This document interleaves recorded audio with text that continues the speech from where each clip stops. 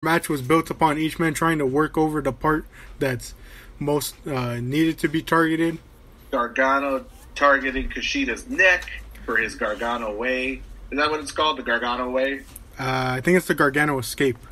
That's right. And Kushida just messing up that dude's arm for his hoverboard arm lock. Yeah, and it was just so technical. I just really loved it, and like I was noticing they were getting a lot of time, but like I wasn't complaining because I was just enthralled with like the match throughout the entire time. Oh sure. Oh, I was hanging on every move. I'll tell you, my heart it broke at the end. I don't know if there's any particular sequence or spots or moves that you want to call out. How about that? What was it? A Spanish fly into an armbar where Gargano basically lands right on Kushida's leg. Yeah, I saw that, and like when I saw Kushida putting him up, I literally said, "Oh, Spanish fly," and then when I saw them do it, and I saw the way they landed, I was like, "Did they mess that up?" But that's when I saw that it was Kushida getting him in an armbar. I was like, "Oh my gosh!" At the cost of his like knee. Yeah, I was like, "Oh my gosh!" But I do kind of agree with that ending. It hurt me. Yeah, like, you know, for as technical as it was and incredible as it was, here are the two things that really got under my skin. One was commentators.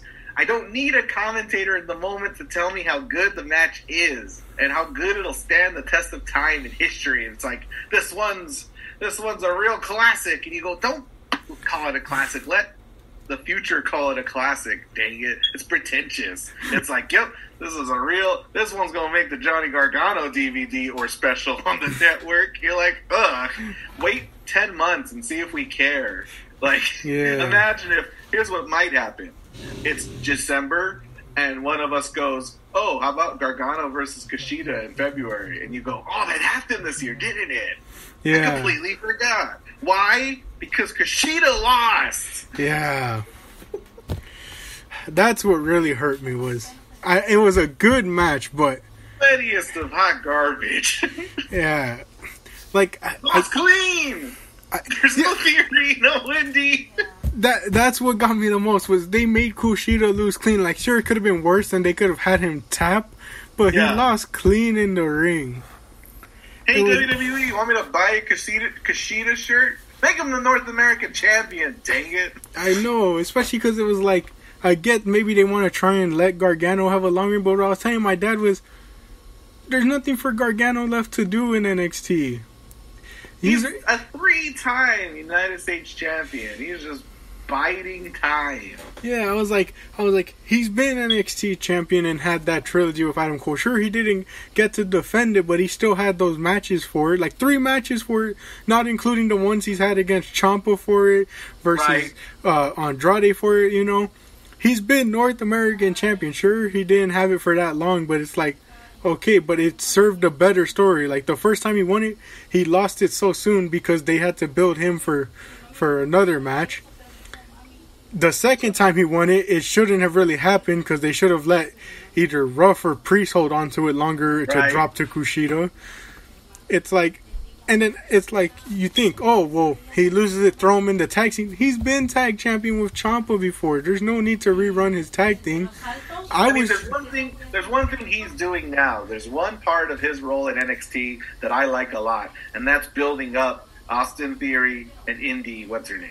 Like, you know what I mean? Like, he's providing for them a space to grow, develop a character that they'll break apart from eventually. Yeah. Like, that's good. This thing, though, why did Kushida lose so cleanly? Was destroying that man's left arm. Yeah. I mean, you get 2... What's his move called? The final heartbeat? The final heartbeat. 2 final heartbeats. One on that elevated ramp. Fine, I guess. But there were a lot of opportunities before that where he should have tapped. Yeah, he should have tapped. Honestly, I think the best final sequence they could have gone for was that Spanish fly. Kushida loses, Gargano retains his championship, and I start feeling something in the pit of my chest, in my stomach. I start feeling what I felt in the Royal Rumble, which was we're in this weird holding pattern. I don't even know why we have events, Jack, in February and March. If nothing's going to change until WrestleMania, why are we even bothering? Yeah, that's the one thing I brought up to my dad when we were discussing, because like the day before, we usually like to go over predictions with each other. Yes. And so I told him, I was like, I can't see Balor and Io at least losing their titles. Because in my eyes, I was telling him, I guess it's because of my thinking of the main roster where, you know, nothing really happens between, like you may see something happen at the Royal Rumble, but between the Royal Rumble and WrestleMania, you rarely see any title changes because it's such a weird period to have a title change. Absolutely. So I was like, there's no, unless they're like, if they build up an event for either before or after Mania, there's no way the champions lose here. The only one I thought would lose is Gargano, because they would probably make a story out of him losing again and let Kushida have a run. But I was like, I would much rather like War Games, something like War Games happen now, where the champion is fighting but the title's not on the line.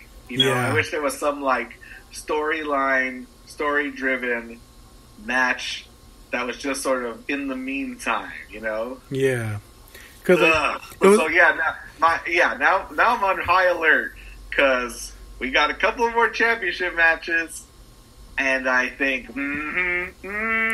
yeah, because like especially if you look back last year at Portland, there wasn't really a lot that you could have seen changing hands at that show either. Right. So, and it was kind of similar here. It was just I had hope Kushida would do it, and I had all the hope in the world. I had WWE Shop open. What's it going to be? WWE. Yeah, it was funny because afterwards, me and my dad decided to talk about while we were waiting for the next match. We were like, so who do you think would be the one to take the belt off Gargano? And when you brought up right now how they're building Indy and Austin up, it made me think, oh, they might go somewhat the cliche route where they have Theory turn on him and take the title from him. But I think there are so many contenders who could take it off of them in the meantime, though. Yeah. And they were all a part of that 5-way ladder match. They still haven't gotten their due. Yeah. He hasn't gotten his due. Grimes was hurt. Loomis didn't even make it to that match. Yeah, so he's got Austin Theory at his, he's got him hostage. Maybe he's going to demand a title match silently or something. Yeah. But, so, as much as it sucks that Kushida didn't win, I do have to give NXT their credit in listening to the fan base and not doing what the main roster does and cutting down on a lot of distraction wins, you know? As much as it did suck to see Kushida lose, I'm just glad that, especially like on the big takeover events, that they're really cutting down on these whole distraction wins. The NXT is also, what I'm really excited about NXT for is like they are completely okay with saying we've got 4 matches tonight, folks, or we've got 5 matches tonight, folks. It's such a breath of fresh air. It's like we're not going to try to get Bobby Lashley on the card to do nothing, you know? Yeah, you're not going to see no Bobby Lashley versus match. Slapjacks on here.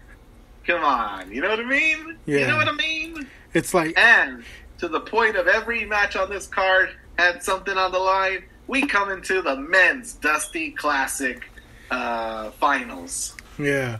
And technically speaking, when you look at it, yes, one team has had more exposure over the years, especially last year as they were in the finals as well. But technically, both are new. The MSK is newer, though, because they recently signed over from Impact. But, if for a lot of people who maybe not were watching NXT last year, they might have been thinking Grizzled Young Veterans were new as well. But... Oh, absolutely. But, yeah, so... It's the Grizzled Young Veterans versus MSK, and let's be clear: the Grizzled Young Vets are made of Zach Gibson and James Drake, and MSK. I learned in the rap at the start of the video stands for Must See Kids. Is Nash Carter and Wesley. Wesley. There's 4 folks that are really exciting to watch do the graps. Yeah. Again. If either team won, I was going to be excited, so I was okay with whichever way it went. Yeah, and I was excited too because you know, when if you go back to when we did when the match between Orton and Edge happened at Backlash, and we started discussing what were some of our favorite matches and what we thought were great. You know, I brought up that one of my favorite matches, and definitely I put up there in contention of greatest of all time, was DIY versus the Revival 2 out of 3 falls. So yeah, I was extremely happy for this because, and I was really excited that they brought the Dusty Cup, because NXT, like I was explaining to my dad a bit before this, was NXT really has been putting in the effort to rebuild their tag division, because it's really been lacking for some reason. Like, I brought this up to my dad yesterday. It made me look up Takeover Portland's date just so I would be specific. Takeover Portland, as I mentioned earlier, happened on February 16th, 2020. Okay. So tomorrow it will be a full year since the NXT tag titles have been defended on a Takeover event. Wow.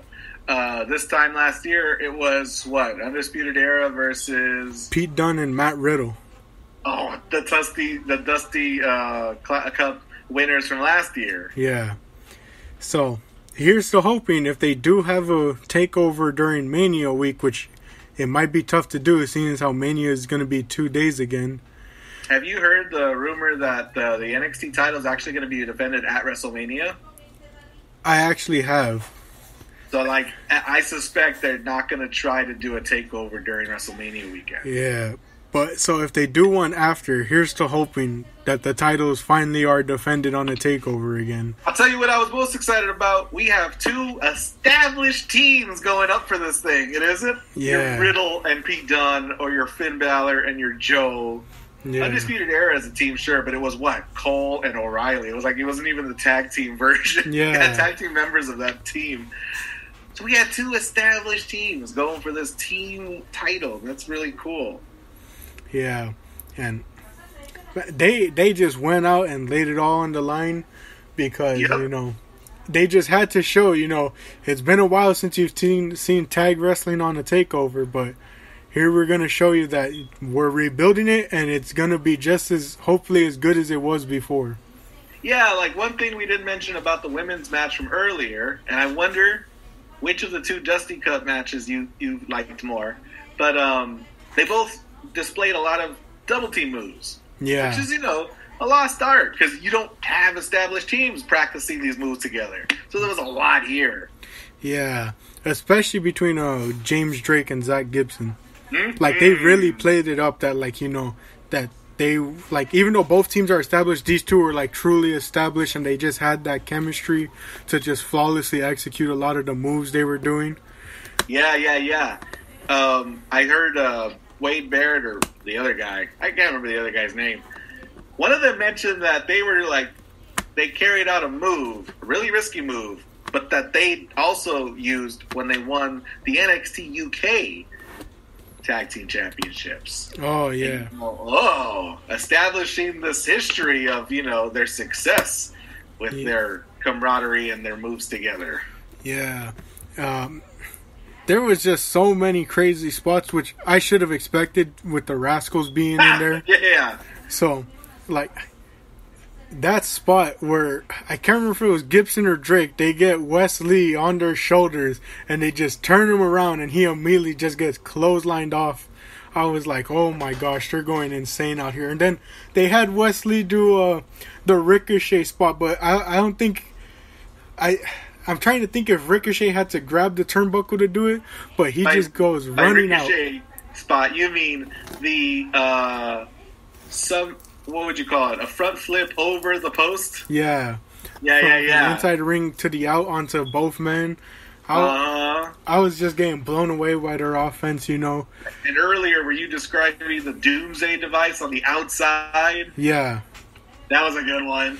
Yeah, and you know, this will be my only complaint about this match, and why I think the women's one was a bit better. But I guess it also kind of... you could probably justify it in a way, but the ending kind of caught me off guard, because I didn't expect the move that MSK used to be the finishing move of the match that ended it.